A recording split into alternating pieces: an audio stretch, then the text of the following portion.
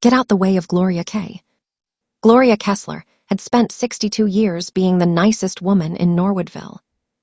If you needed a pie for a fundraiser, Gloria baked 3. If you couldn't pay for your coffee, Gloria said, "Don't worry about it, honey." If you needed someone to talk to at 3 in the morning, she was there, hot tea in hand, soft blanket waiting. Everyone loved Gloria. But that was the problem. Everyone loved her because she made their lives easier. Nobody ever asked how Gloria was doing. She owned Glory Hole Donuts and Donut Holes, the sweetest spot on Main Street. Every morning she'd be up before the sun, frying dough, glazing rings, dusting powdered sugar while humming along to old Motown hits. But one Thursday morning, something in her just snapped.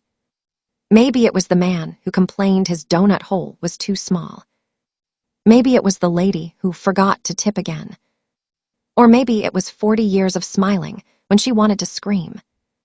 Whatever it was, Gloria woke up that day and decided, "Enough, I'm taking a break from being good. I'm going to be a bitch today." So halfway through the morning rush, she looked out over the counter, saw a line of demanding faces, and said loud enough for everyone to hear, "All right, folks, time to clear out, we're closed." Someone laughed, thinking she was joking. But Gloria wiped her hands on her apron, flipped the open sign to closed, and pointed to the door. "I said get the fuck out. Go now, find your own donuts today." People gasped. Someone muttered, "What's gotten into her?" Gloria just grinned.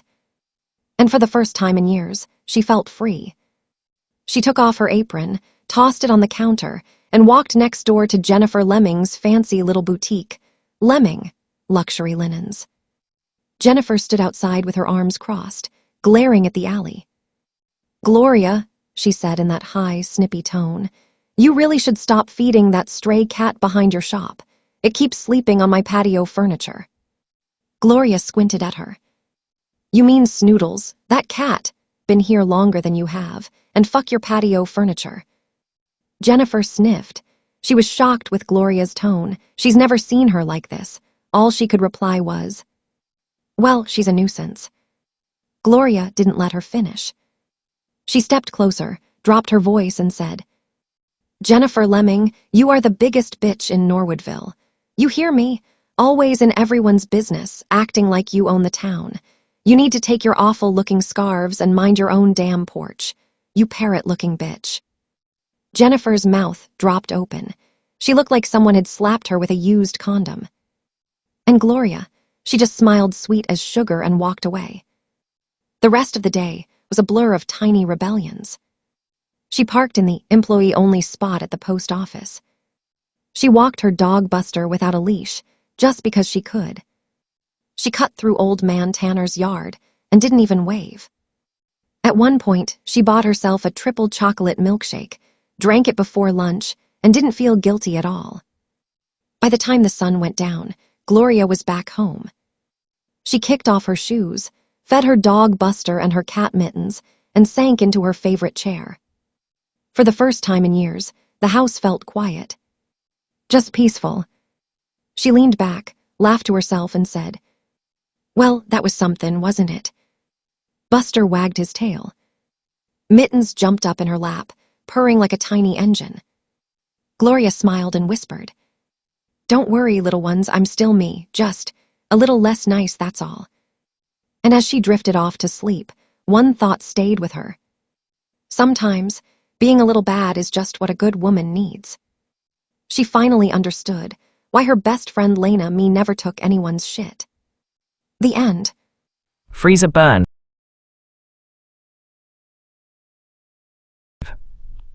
At the Frosty Feast frozen dinner factory, Trevor, James, and Trenton were the 3 men who kept the conveyor belts clanking, the gravy flowing, and the meatloaf marginally identifiable. They were proud of their work. Well, as proud as anyone can be when their job involves vacuum-sealing sadness into plastic trays. But their supervisor, Steve the Supreme Stevenson, made the job feel like a never-ending ice age. He was a man whose ego had its own parking space. Steve strutted around the factory floor in safety goggles cleaner than his conscience, barking orders with the grace of a malfunctioning blender. "Teamwork makes me look good," he'd shout, or "If you've got time to lean, you've got time to praise my leadership." He micromanaged everything, Trevor's box stacking, 2 square. James's mashed potato scoops needs more despair, and Trenton's every breath, you're breathing with an attitude, son. After one particularly humiliating morning meeting, where Steve referred to them as freezer monkeys and bragged about his MBA in management domination, the trio huddled behind the packaging machine and decided enough was enough. They wouldn't just prank Steve, they'd end him, professionally, that is. James, the tech-savvy one, was the first to strike. He looped the security camera footage so that the office feed showed the same 10 seconds of empty hallway over and over. Meanwhile, Trevor switched out Steve's post-workout protein shakes with melted gravy, same color, wildly different texture. Steve chugged it mid-shift, gagged and blamed, sabotage by jealous subordinates, while the security footage showed nobody near his office. The more he protested, the more paranoid he looked. Then came Trenton's masterstroke. Steve had to give a presentation to the corporate board about efficiency improvements. Trenton, ever the creative type, quietly updated Steve's slides, replacing all the data charts with graphs of actual pies. So instead of profit margins, Steve confidently presented apple versus pumpkin, Q3 flavor rankings with detailed analysis on crust density. The board stared, speechless, as Steve rambled about diversifying our dessert portfolio. The next day, Steve tried to reassert control by bragging about his upcoming Frozen Safety Excellence Award, claiming no one monitored safety logs better than him. James decided to make that untrue. With a few keyboard strokes, he tweaked the temperature data in the warehouse logs to show bizarre fluctuations, numbers so off it looked like someone was storing lasagna next to a volcano. When corporate inspectors arrived, Steve panicked. Instead of coming clean, he made things worse by creating fake backup data on a flash drive labeled totally not fake safety data, XLSX. Trenton, all innocence and smiles, handed that drive straight to the inspectors, claiming, "Mr. Stevenson said this would clear everything right up." It didn't. Within a week, Steve was hauled into corporate HQ for questioning. He tried to throw the trio under the bus, ranting about manipulative freezer gremlins and beta males conspiring against alpha leadership. Unfortunately for him, the only thing colder than the freezers was the evidence. The falsified safety records broke about 6 federal food safety regulations, and when investigators came to the factory, Steve was escorted out in handcuffs right in front of his beloved Employee of the Month display, featuring his own face 3 times in a row. Trevor, James, and Trenton watched from the break room window as the police car rolled away. Trevor raised his microwaved lasagna in salute. "To teamwork," he said. James smirked, served chilled. Trenton grinned and added, with a side of gravy. Steve got 6 months in federal prison for tampering with food safety data. Word was, he got assigned to work in the prison kitchen's freezer, irony colder than the chicken cordon bleu at Frosty Feast. As for the trio, they got promoted to acting supervisors for improving workplace morale and fostering creative problem-solving. No one questioned it. After all, at Frosty Feast, justice, like their dinners, was best served frozen.